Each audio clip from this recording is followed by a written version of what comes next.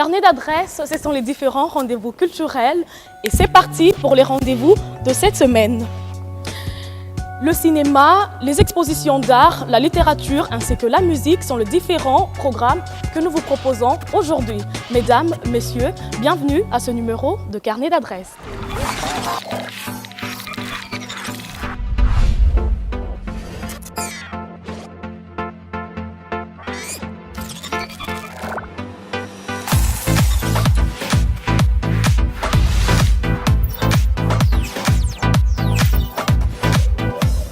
Commençons par le vernissage de l'artiste plasticien Pacheli Karambo qui expose depuis le 1er juillet. Nous sommes au siège des ateliers SAM à Brazzaville. Un travail réalisé au bout d'un mois de résidence dans ce centre. Une sorte de symbiose entre la peinture acrylique et de la mousse de savon que je vous invite de découvrir.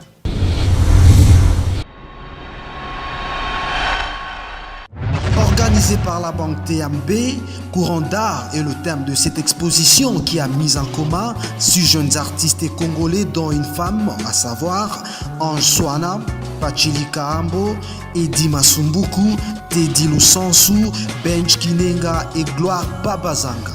J'ai trouvé un travail de qualité pour chacun des artistes qui a une personnalité assez subjective de chacun de nous.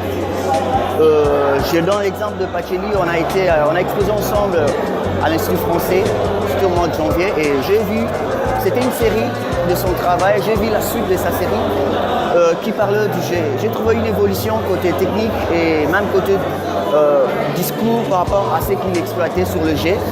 En général, je dirais ceci que le jet, la vie est comme un jet, quoi. Donc il y a un gagnant et un perdant. C'est que chacun de nous doit tenir comme une essence et de garder toujours les nerfs solides et ne pas abandonner. Soit on peut être un perdant aujourd'hui, soit un gagnant demain. Moi personnellement, quand je suis en train de voir ces tableaux, je suis plutôt en train de percevoir certains sentiments que ça suscite, des sentiments de peur. Je ne sais pas si c'est pour plusieurs personnes, mais moi ça me rappelle de fois quand j'étais encore tout petit et je faisais certaines choses qui de fois, même dans le noir personnellement, j'étais seul, je me disais de fois, y a-t-il de fois des yeux dans les murs qui sont en train de m'observer? Et quand je vois ces tableaux, j'ai l'impression de me dire que parfois les murs ont des yeux. Et cette fois, vraiment, ça a une expression que même les murs qui ne nous parlent pas nous observent. Et quand bien de fois on dit que les murs ont des oreilles, je peux voir aussi que les murs ont des yeux.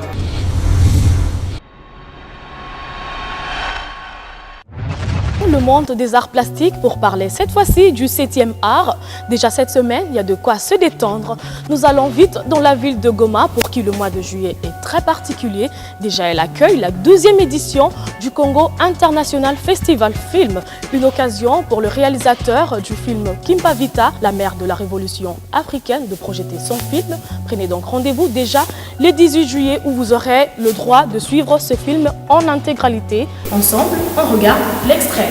Son nom, c'est Kimpa Vita, la mère de la révolution africaine. Voir une jeune femme de 20 ans se lever et faire face à l'oppresseur parmi tant d'autres qui avaient dans le royaume, c'est extraordinaire. L'histoire de Kimpa Vita est tellement importante que ça peut influencer tous les Africains, femmes et hommes dans divers domaines de la vie. Elle est un modèle de courage, de résistance et d'aspiration à la liberté. Elle nous apprend à être fiers de ce qu'on est, à être fiers de notre couleur de peau, de nos origines, de notre culture et aussi de notre spiritualité africaine qui existait bien avant l'arrivée des Occidentaux en Afrique subsaharienne au XVe siècle. Kimpa Vita au départ c'est un modèle. C'est un modèle de courage, c'est un modèle de détermination. Et c'est aussi ce que j'appelle un modèle d'assomption de la liberté. Personne frêle, mais très très intelligente, très forte de caractère.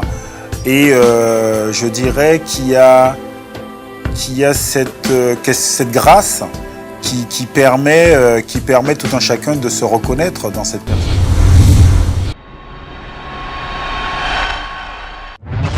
Revenons à Kinshasa pour faire un tour au centre culturel Boboto qui a prévu un week-end de rêve avec 2 films qui qui seront projetés le vendredi et le samedi. Il s'agit donc de Everything, Everything, une histoire d'amour et le film Transformers saison 5. Il y a à boire et à manger, n'est-ce pas? On découvre.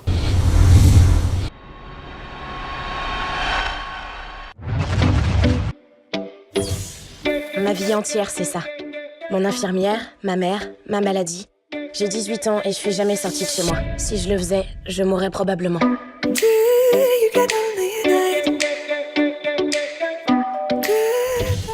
Ma mère vous a fait un gâteau. Bienvenue dans notre quartier. Votre fille est à la maison? Non, je regrette. Everything, Everything, un film américain réalisé par Stella Midji, sorti en 2017. Ce film raconte l'histoire d'amour entre Maddie, adolescente futée, curieuse et inventive, et son voisin au lit. Même si Maddie souffre d'une maladie l'empêchant de quitter l'environnement confiné de sa maison, le garçon refuse que ces circonstances entravent leur idylle, alors qu'ils ne se voient qu'à travers la fenêtre et ne se parlent que par SMS. Une relation très forte qui les pousse à braver le danger pour être ensemble, même s'ils risquent de tout perdre. T'es sûr que ça va? Ça pourrait pas aller mieux.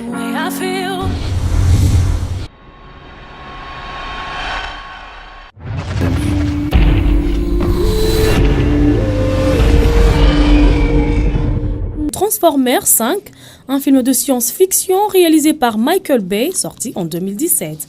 Transformers 5 au cinéma avec son cortège d'Autobots, prêt à tout pour défendre l'humanité et de déception en colère. Mieux encore, le film nous donne l'occasion de savoir ce qu'il est advenu à Mark Wahlberg, toujours en cavale, parti explorer l'espace à la recherche de ses créateurs.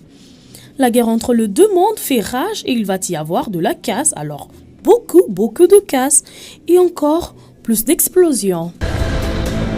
Aujourd'hui, deux mondes entrent en collision. L'opération est terminée. On renonce pas, ok? Un seul survivra.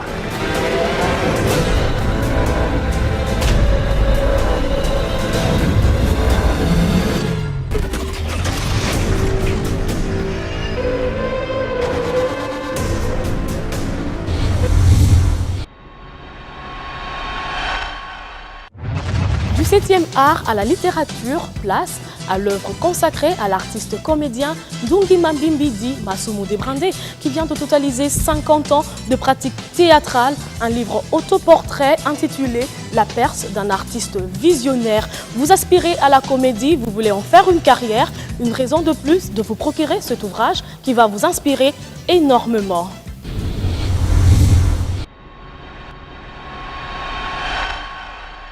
Nous fêtons les 50 ans d'activité professionnelle théâtrale de Ndungima Mbimbidi Masumu Debrandé, 50 ans, son jubilé d'or. Les activités ont été lancées le 15 mai dernier à l'Institut national des arts. L'artiste est avec nous.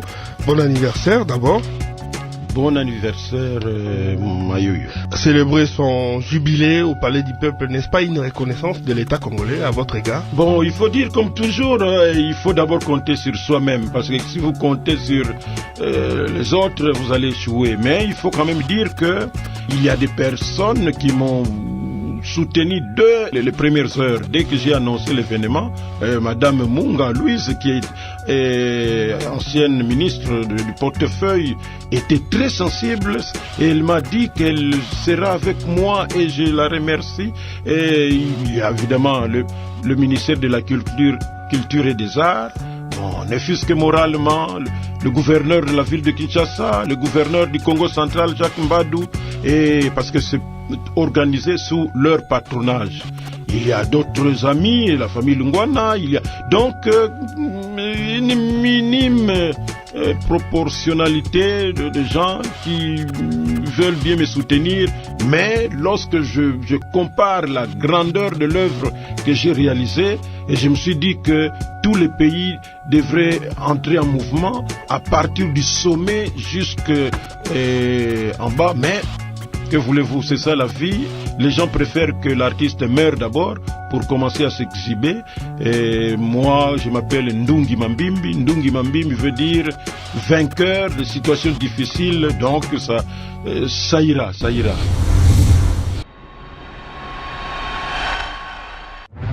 Nous allons finir en beauté dans la musique à travers les différentes productions que nous avons pu sélectionner pour vous. JB Mpiana a fêté ses 50 ans d'âge avec ses fanatiques à Sébastien. Nous sommes dans la commune de Lancelé. Sachez que Redi Amissi se produit chaque vendredi sur croisement Cabinda Willery à partir de 19h. Pour finir, le pasteur Moïse Mbié et le frère Mike Kalamba vont se produire à Toronto, au Canada, le 11 août. C'est donc tout pour le carnet d'adresses d'aujourd'hui. Mesdames, Messieurs, on se retrouve au prochain numéro.